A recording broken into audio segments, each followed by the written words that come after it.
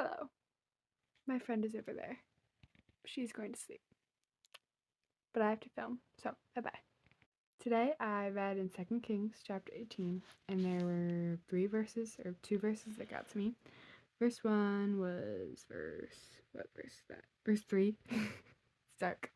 It says, "He did what was right in the Lord's sight, just as his ancestor David had done." And so what stuck out to me was that this was pleasing and honoring to God. And then the next two verses were together, and it was verses 5 and 6, which says, "Hezekiah relied on the Lord God of Israel. Not one of the kings of Judea was like him, either before him or after him.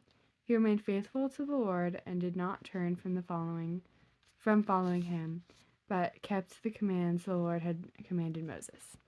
So what I wrote down is that he turned to God for help, unlike others, and he didn't turn away.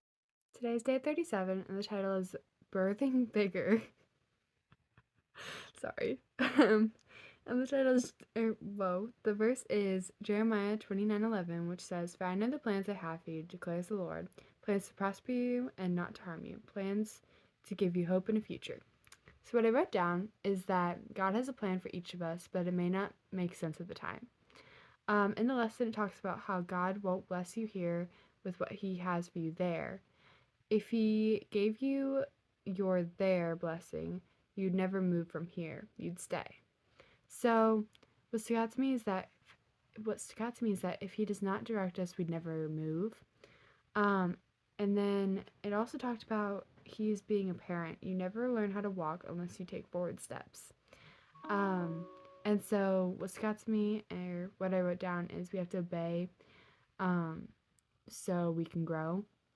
And the last thing in the lesson it talked about is, however, the place in between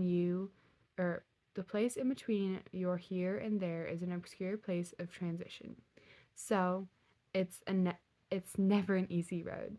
Bye guys, love you.